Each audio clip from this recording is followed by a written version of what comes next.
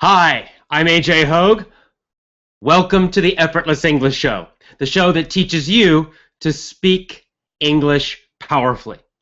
Go to effortlessenglishclub.com and join my VIP program for just $1. So I'm back from vacation. I had a nice 2-week vacation in Hawaii. I don't know, maybe a little tan. Got this nice little shirt, feeling very relaxed. Back in San Francisco now, back in our temporary apartment in San Francisco. I have one more month here in San Francisco, and then we return home to Japan. Now, today's show is about fear, the fear of mistakes. I want to talk about this topic because it is the main fear that paralyzes English speakers. Now, to paralyze means you can't move. And often when people try to speak English, they get partial paralysis. That means it's difficult to move. Specifically, their throat gets a little tight and it seems like their brain sort of stops working a little bit. Maybe you've had this problem. Now, I can remember I was in Guatemala several years ago, and I was in Guatemala with my wife, and we went there specifically to study Spanish for a couple of weeks. We lived with a host family, so this was an opportunity to talk to a family of Spanish speakers. I had studied Spanish a bit in high school and university. My wife had never studied Spanish at all, zero. So we sit down to dinner with the family, and I want to practice Spanish. I want to start speaking. So I would think of something to say in English, usually. It would come into my mind in English first. And then I would quickly think of some kind of translation. But I didn't speak because something else happened. As soon as I thought of a Spanish phrase or sentence to say, I became afraid. I became worried, and I started worrying about making a mistake. Specifically, I started thinking about Spanish grammar rules, especially the verb tenses. So I thought, I wanted to say something, but then I thought, oh, wait, no, I want to say this in the past tense. And I couldn't remember exactly how to say the past tense correctly. And in Spanish, there are a few different past tense, so it makes it even worse. So I was paralyzed. I was stopped by this fear of making a grammar mistake. As a result, I didn't speak very much to the family. I didn't communicate with them. I felt quite shy about using Spanish at all. Now, my wife, on the other hand, she had no fear about it. She didn't know much Spanish. She'd only learned a few words or phrases, but she immediately started to communicate using the little bit that she knew. And yeah, of course, she made lots of mistakes. She didn't really know about the verb conjugations or anything, but she was learning little words and phrases, and she just used them immediately. And as a result, she communicated with our host family more than I did, even though I had much more Spanish than her. What stopped me was simply the fear of mistakes. And that really taught me, at a personal level, how debilitating the fear of mistakes is. Now, debilitating means something that makes you weak, takes your strength away. So I had no strength with Spanish. My confidence disappeared. And I was totally focused on this fear of making a mistake. Terrible. Terrible. And I know, as a teacher, that English students, English learners, many have this exact same fear. And it also causes tremendous big problems for their English speaking. So, it's a sad situation. This fear of mistakes causes problems. So even though you may know a lot of English in your mind, you may know a lot of grammar, you may know a lot of vocabulary, you can get stopped simply by this fear.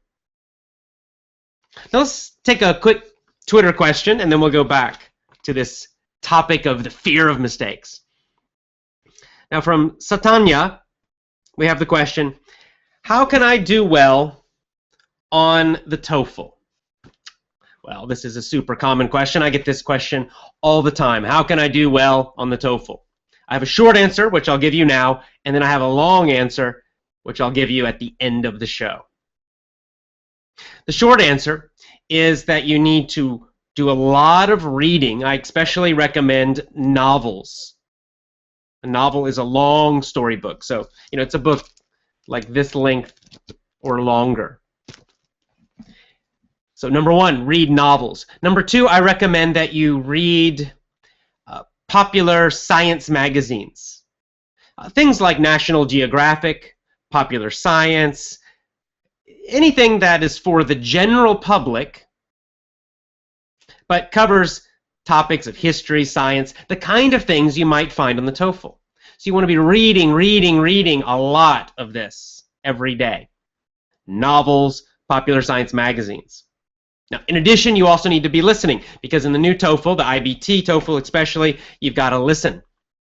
And you have to understand what you're hearing. So listen to podcasts, listen to television shows on these topics. So you might watch National Geographic television shows, watch documentaries, especially documentaries on science, history, geography, academic, school-type subjects. So lots of reading and lots of listening. It's the same basic effortless English approach, but the content that you'll use, the material that you'll focus on, will be a little more academic, focusing on science and history, even current events, politics, economics, business, all of those kinds of things. That's my short answer. I'll give you my long answer at the end of the show. Let's go back to our story. Now, I have another story about Spanish, a happier story for me. Just a couple months ago, I had a Skype conversation with my friend Oscar. Now, Oscar is a Spanish teacher. He is the founder of Unlimited Spanish. So he makes Spanish lessons. And he's a good friend of mine. He lives in Barcelona. He offered to have Skype chats with me, online chats in Spanish. Now, the first time I did this with him, I was so nervous. Okay, I was really almost terrified. Again, that old fear of mistakes came up, and I thought, oh my God, I'm going to make so many mistakes. And indeed, I was very nervous and made lots and lots of terrible mistakes the first time I talked to him. But after a few weeks, I just started to relax. Now, because Oscar's a good friend of mine, and Oscar's just a really relaxed guy, I started to realize that I didn't need to worry. It became clear to me when I spoke Spanish to him, he didn't care if I made mistakes. He didn't correct my mistakes. No problem. So I could just focus on the ideas that we wanted to talk about. So a couple months ago, something happened inside me, and I just said, I don't care anymore. I'm just going to relax and chat with him. And it was fantastic. I talked to him for over 1 hour in Spanish.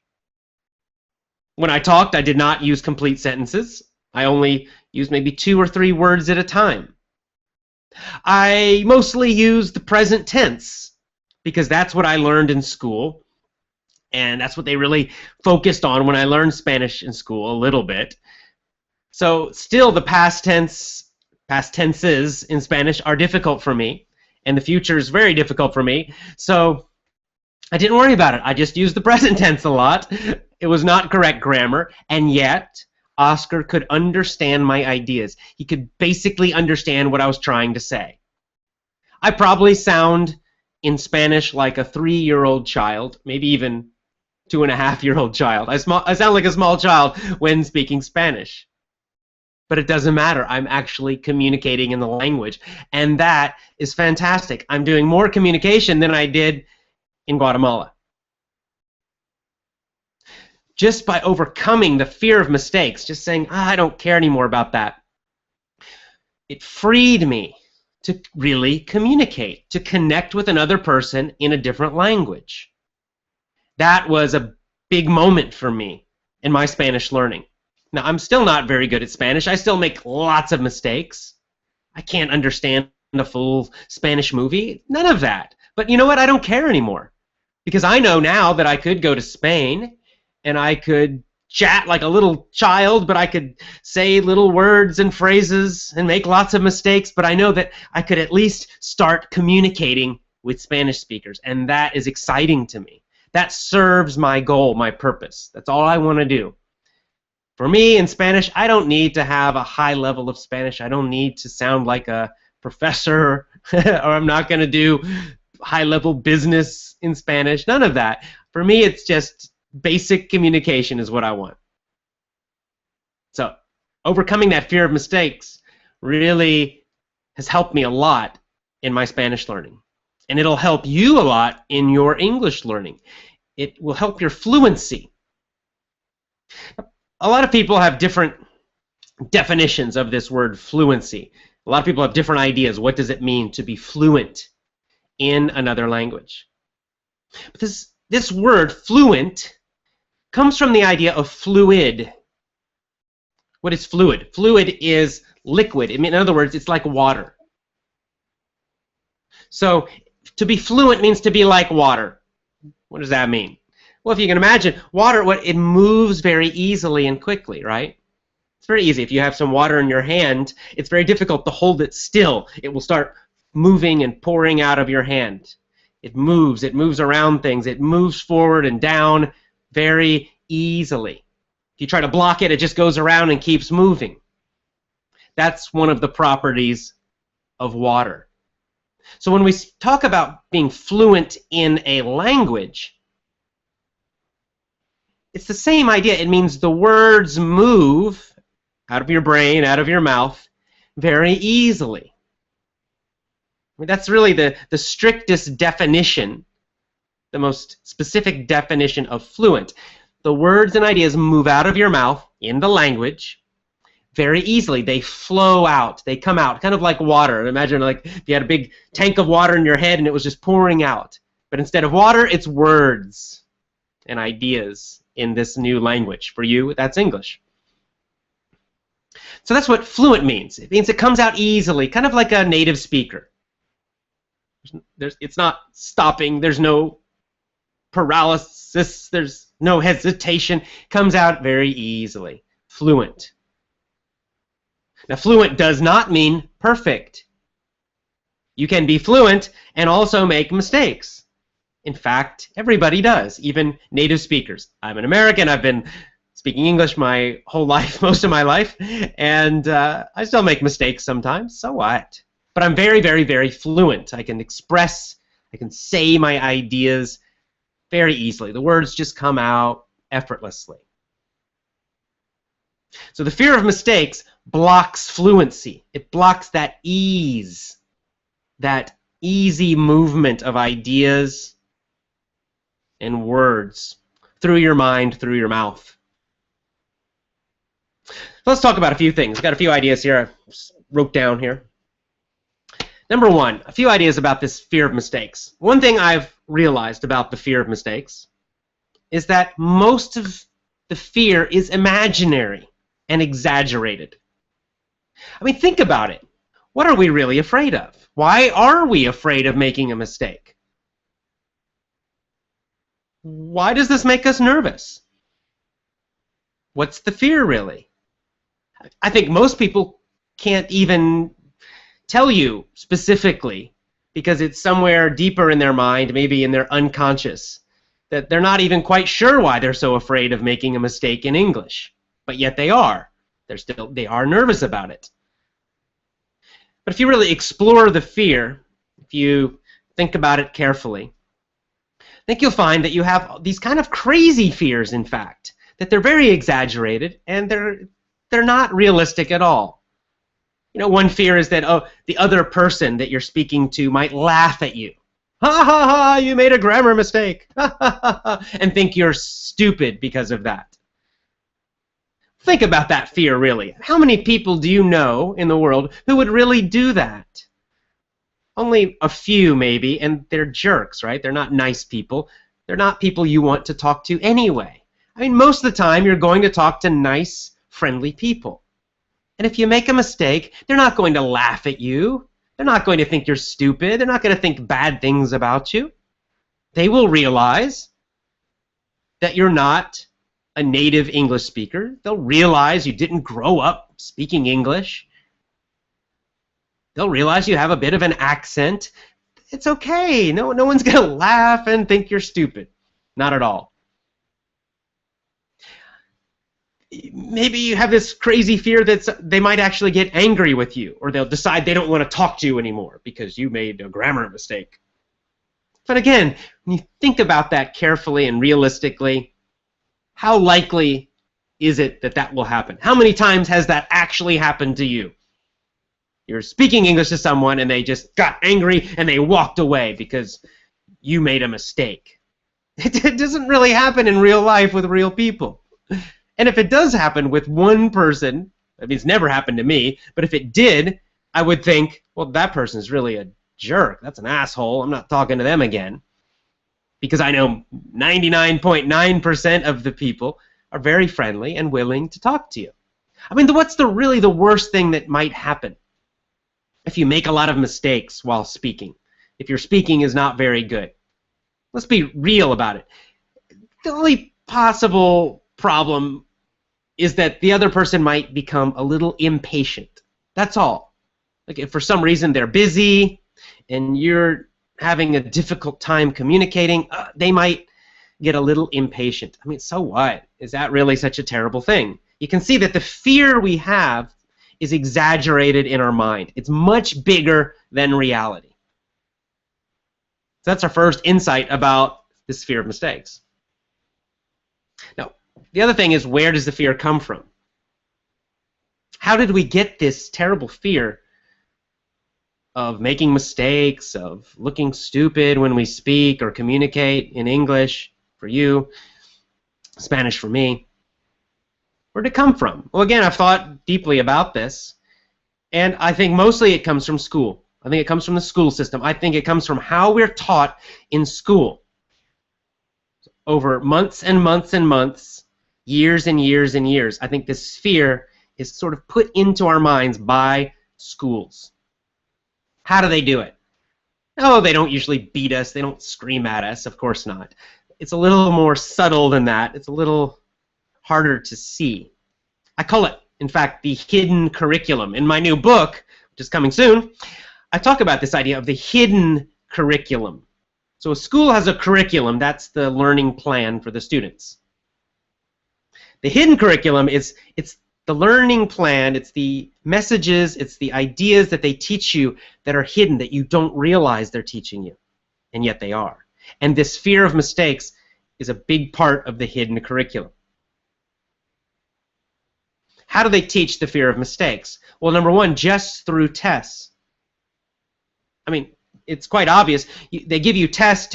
Your whole life in school, you're taking test. What do they do with those tests? So you take the test, and you give it to the teacher, and what does the teacher do? Do they just look at it and say, oh, good, you're learning a lot. Better than last time. Good job. No, they don't just do that. What do? They focus on the mistakes. They go through, and every mistake, they get the red pen, and they circle the mistake. And then they give it back to you with all the mistakes marked in red, usually red, and maybe some comment. If you had only a few mistakes, then you get a nice comment. Good job. Well done. And if you had a lot of mistakes, maybe they say, you need to study more, needs work, something like that. The message is very clear. Mistakes are bad.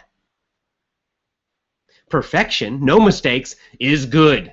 Please the teacher. The teacher will be happy if you don't make mistakes. And if you do make mistakes, the teacher will not be happy. Guess what? If you make lots and lots and lots of mistakes in school, in a class, what happens next? What comes next after all the tests? There's a final grade. And what is that grade? What are they really giving you a grade about? What does the grade represent? It really represents how many mistakes you made in the class on the tests. If you made a few mistakes, then you get an A, and everybody's happy. Parents are happy, you're happy, teacher's happy. Good job, good boy, good girl. But if you made a lot of mistakes, you get an F or a D. And clearly the teacher's not happy about that. And probably your parents were not happy about it either. And then, of course, you quickly learn, oh, bad grades, terrible. It's a terrible feeling. And if you get lots and lots and lots of bad grades, then they might even not let you go with your friends to the next year, right? You might have to stay back with a whole new group of people, and they make you feel really stupid because you made a lot of mistakes. And even if this doesn't happen directly to you, you see it happen to other kids, and you get the same message. Mistakes are terrible. Mistakes are to be avoided. And so they're, over time, with this happening at a young age and this happening more and more and more over all those years in school, you indeed develop a very strong and powerful fear of mistakes. And then, one day in middle school maybe, you enter into an English class. And all that fear of mistakes is with you already, and they reinforce it. They make it stronger. How do they do that? They test your grammar. Lots of grammar tests in English class. You make a mistake, circle, bad grade on the test, maybe a bad grade in the class. If you really have a terrible teacher, they'll make you stand up in front of the class and say some English sentence, maybe an answer to their question. And if you make a mistake, they'll correct you in front of all of the other kids.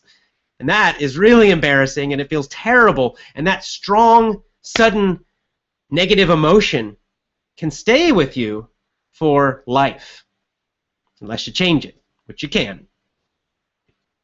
So, this process of building this terrible fear of mistakes, it takes many years, but it's very, very strong. And it comes from the school system, mostly from the school system. Finally, we can undo this, luckily. I finally undid this. I finally cured myself of this, at least somewhat, with Spanish by talking to Oscar, by taking a very different approach with my Spanish learning. And yet, you know, I know all of this. I've known all this for many years, but it still took me quite a long time to break that fear of mistakes. Even though I'm teaching you to not worry about mistakes in English, I still had it in my brain with Spanish because of all those years of school, because of a year of Spanish class. So I know that it can be difficult to change, but the good news is it can change. And the first step of changing that fear of mistakes and becoming more relaxed and more fluent with your English speaking, the first step is just being aware of realizing that, yes, I have this fear of mistakes. That's causing a lot of problems. Number two, this fear is crazy because it's exaggerated. It's not real. No one is really going to be upset if I make a mistake in real life. And number three, just realizing that you can let go and just focus on communicating. And when you finally start doing that, you get more and more fluent quickly. And what's really great is that eventually, after some time, you'll make fewer mistakes naturally as you learn English better. So there's nothing to worry about. Let's go to another Twitter question. Time for some more Twitter questions. I got a couple more, and then I'll give you the Effortless English news and give you that answer I told you about for the TOEFL exam, the long answer. All right, from JustMe909 on Twitter. This is also a common question I get. How can I be one of your students? So a lot of people watch this show. I think we had 39 million, probably 40 million or more downloads of this show and the podcast total. So lots of people around the world watching the show, listening to the podcast. And quite naturally, many people want to know, how can I be your student? What's the next step? The first step I recommend is just sign up for the free email course. As the name says, it's free, so why not? It's at effortlessenglishclub.com/7rules, the number 7, and then the word rules, R-U-L-E-S. Or just go to my website, effortlessenglishclub.com. In the menu, you'll see newsletter. Click that. Enter your email. You'll start getting some emails, which include videos and all the ideas about my system. So that's free. It's a great way. You can use the videos to practice listening also. So that's the first step. The next step would be to join one of my courses or programs. And there are three main ones. It's up to you which one you want to try. Maybe the easiest one, if you're not sure, you just want to try it, is the VIP program, because you can try it for just $1.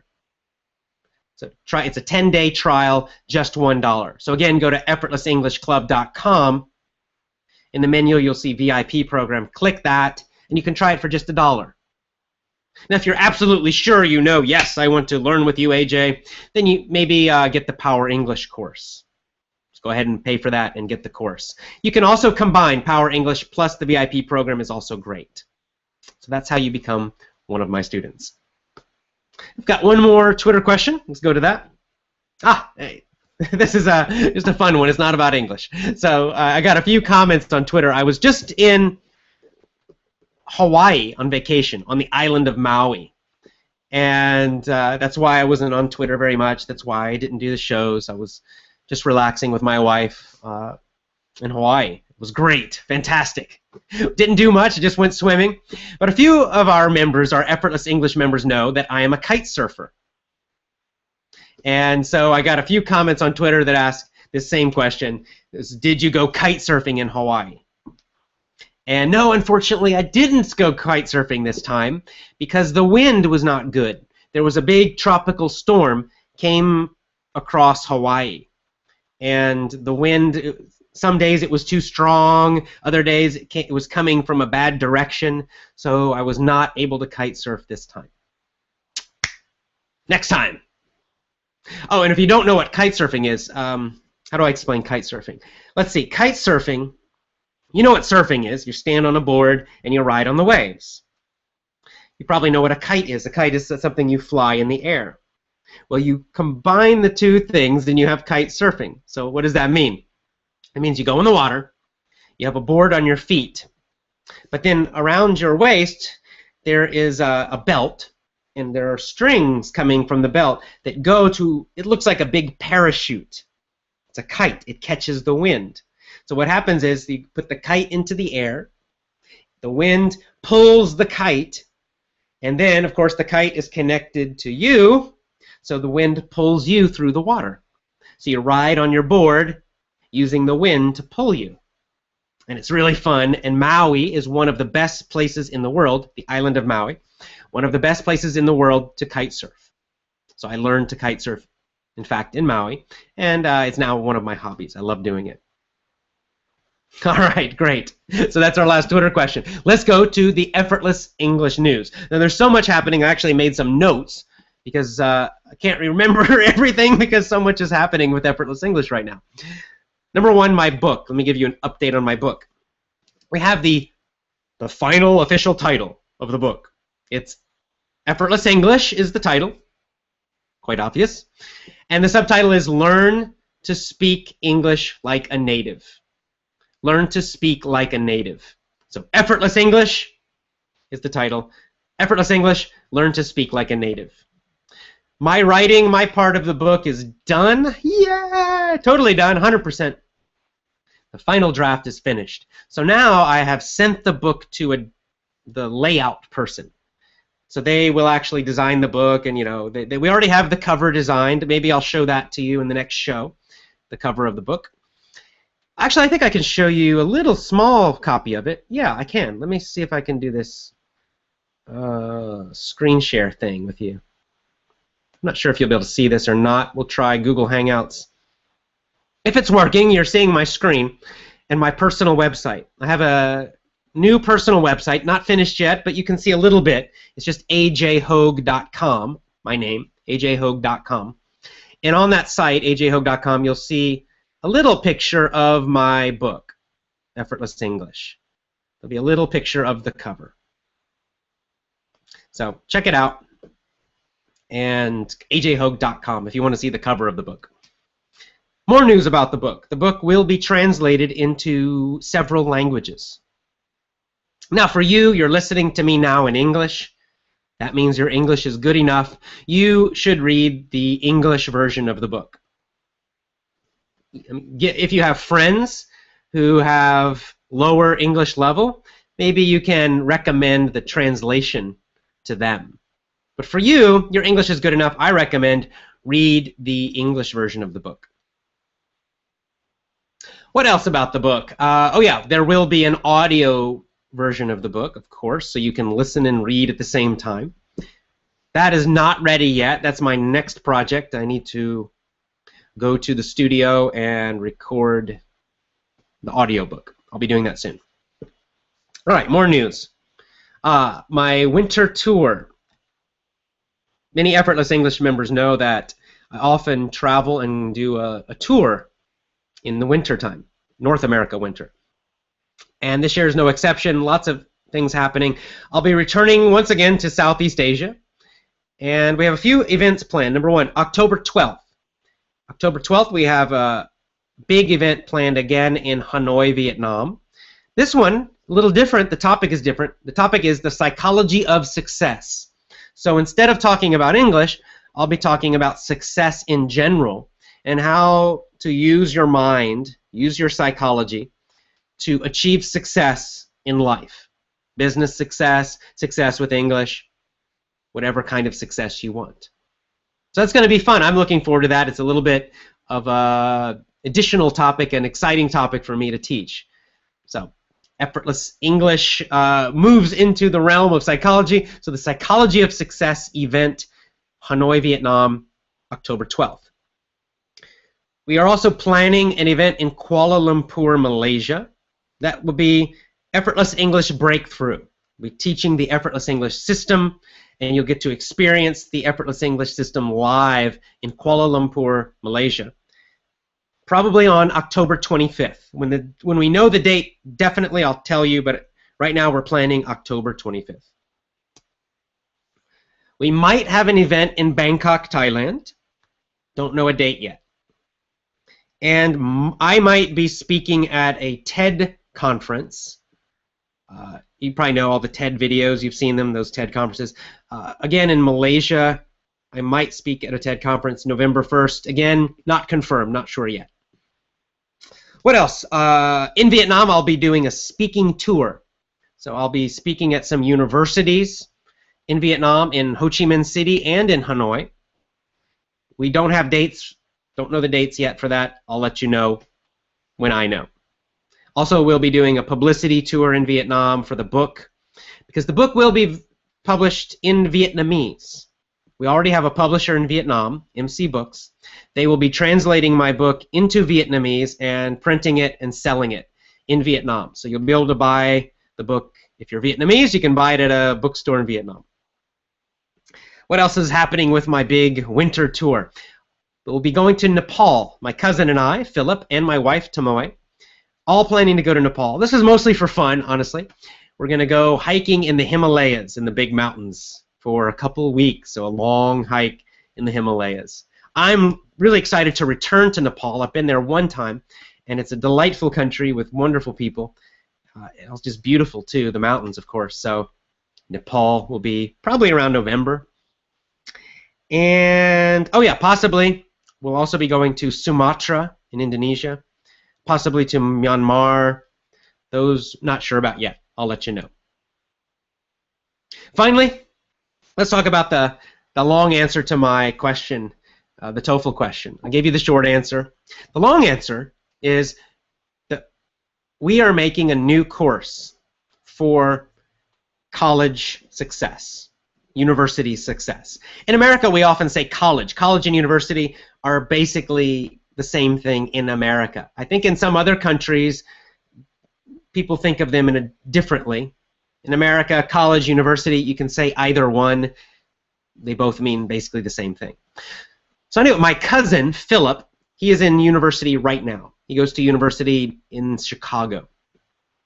And he and I are going to make a new course for people who want to take the TOEFL exam and have success with TOEFL, and who also may want to study abroad, maybe study in the United States or another English-speaking country, or who may just want to study in an English program in their own country.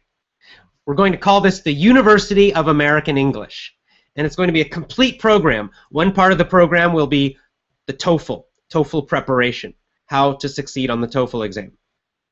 And so there'll be lots of lessons about that topic.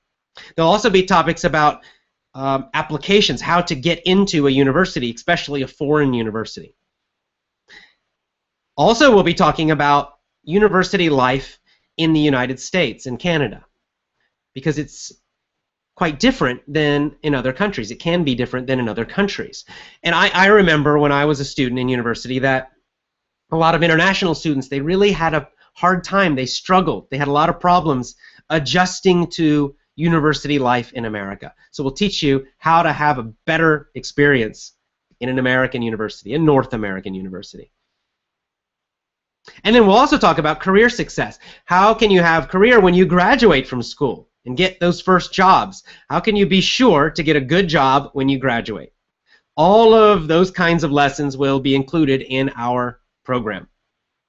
We are recording the program in September and October, and I'm not sure. It probably will be available sometime next year. I'll let you know as that happens. All right, so that's pretty much it for the Effortless English Show. Let's end as usual with our code and our mission. And our code is simply how we all treat each other in the Effortless English family, the global, international Effortless English family. It's very simple. It's, number one, we do the best we can. And that is really a lot about this idea of fear of mistakes. We're not terrified of mistakes. We do the best we can. Number two, we do the right thing. And number three, we show each other we care. We do our best. We also have a mission, a deeper purpose to spread around the world, to help people around the world, to explore new opportunities for growth. So we're always trying to grow and learn, to bring confidence, vitality, and happiness to people all over the world. We want to serve people all over the world, to use learning and education to help people be happier and more confident and more successful, and to boldly go where we have never gone before. We are explorers. We are learners. That's it for our show today. As always, go to effortlessenglishclub.com and join my VIP program for just $1. It's been great talking to you again this time. I'll see you next time. Bye for now.